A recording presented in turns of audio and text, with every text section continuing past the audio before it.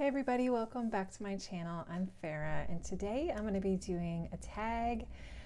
I apologize ahead of time for the low budget setup. It's about 10:30 at night. I wanted to try to film today and I just didn't have time, so why not film in the dark, sleepover style. Let's have a little chat and do the A to Z tag. So this tag was created by another bibliophile reads, and I was tagged by two channels. I was tagged by Flossie from the Grape Jelly Library, who's so sweet. I love her channel. And then I was also tagged by Michael Romeo Talks Books, another very kind YouTuber that I just discovered, and I've been really enjoying his channel as well. So this tag is kind of like talking about your reading preferences, and there's prompts that go from A to Z, and each letter of the alphabet has a different category. So you're supposed to just kind of say the quick answer, what you immediately think of when you think of these categories, and then do a brief explanation as to why you feel that way. So let's get started. So for A, we have Audible, and I'm gonna say super hot for this one. I love audiobooks. I would say about 75% of my reading comes from them, and I love them so much because I can get them for free through my Libby app through the library. A lot of my reading I do while I'm working, so it really helps to break up the day, and obviously I can't physically read while I'm working, but listening to audiobooks is so much fun, and I listen to them while I'm working and while I'm doing chores around the house. Ironically, I can't listen to them in the car though. I just can't focus on driving and I prefer music. B is, I gotta read this one, Bildungsroman. I did not know what this means, but now I do. So that's kind of like coming of age stories, personal growth, and I would say hot for that. I really do like a coming of age story. I like when characters go through a really satisfying arc or just kind of come into themselves throughout the book, so definitely hot for that. C are children's books. I would say hot for that. I really enjoy reading children's classics, and I collect the Barnes & Noble Children's Classics hardback copies. They're just a beautiful addition, but some of my favorite books are children's classics, and I like to mix them in with my reading. They're very comforting. Yeah, I just really enjoy children's books, especially classics. D is digital, and I would say super hot for this. I really love reading on my Kindle. I just got a Kindle last Christmas for the first time. If you can believe it, I've gone through life for that long without a Kindle, and I absolutely love it. I love being able to read at night and to be able to adjust the brightness, to be able to adjust the font, and to take it wherever I go. I really love digital. E is for experimental, and I would say not for this one. I can't really think of an example, but I'm not really, life is too stressful. I don't need to be stressed out while I'm reading books either. So I would say not for that one. F is fantasy, and I would say hot for this one. Although I don't read a ton of fantasy, I do like the ones that I read, and I am hoping to read a bit more fantasy this coming year. G is for graphic novel, and I would say hot. I really enjoy graphic novels. They're easy to read, they're easy to get through, and I've read some amazing middle grade graphic novels with my kids, and I've just started reading manga as well, Hunter x Hunter, which I'm really enjoying that manga series, and I have some huge omnibuses of the Walking Dead graphic novel that I'm hoping to get to this year. H is for horror, and instinctively I would say not. I don't read a ton of horror. If I do though, I like classic gothic horror, and I like horror that has some kind of supernatural element or strange element. I am borrowing Fred's answer from Read by Fred. He said it perfectly. If it's horror that can't really happen, then I'm in for it. If it's too close to home horror, I get way too scared and I just can't do it. I is for inspirational, and I would say hot. I do like reading inspirational books. I like anything that can help me grow as a person, anything that helps me appreciate things more. So yeah, I would say hot for inspirational. J is for journalism. I would say hot for this one as well. I especially love the science journal book I'm reading now, which is called An Immense World by Ed Yong, and he's a science journalist. And I like that when journalism takes a topic that's interesting to me, oftentimes they write in a way that a layperson can understand. So I like that mixture of journalistic approach plus the topic I'm reading about. K is for kitsch, and I'm not really sure what this means, if it means something cutesy or collectible.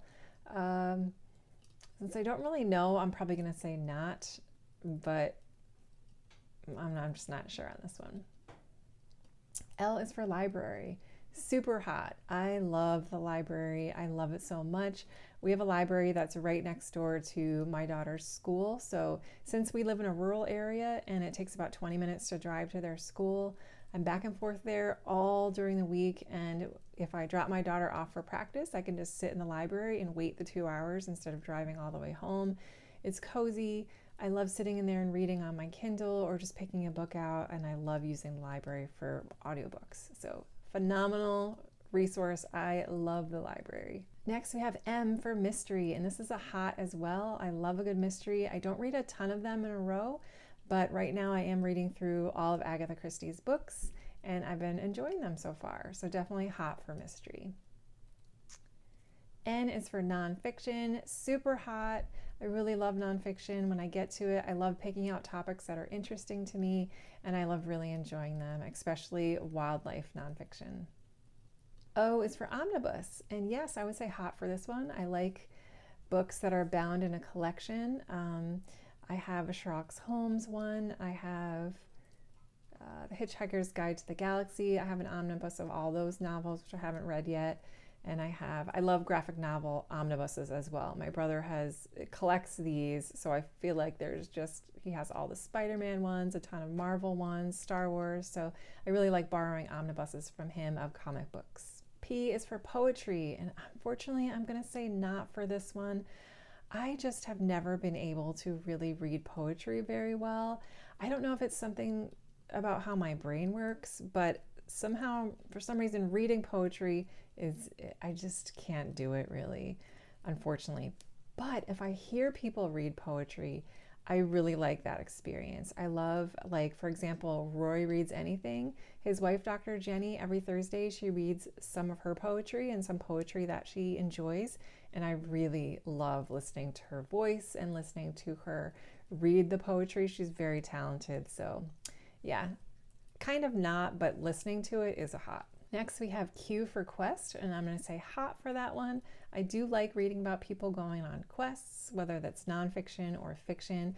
One of the books I hope to get to this year is the Lord of the Rings series. That's a huge, focus on the quest for that one. And I love reading about real life expeditions and quests as well. R is for romance, and I would have to, this is another split decision. I would say contemporary romance is a not for me, not really.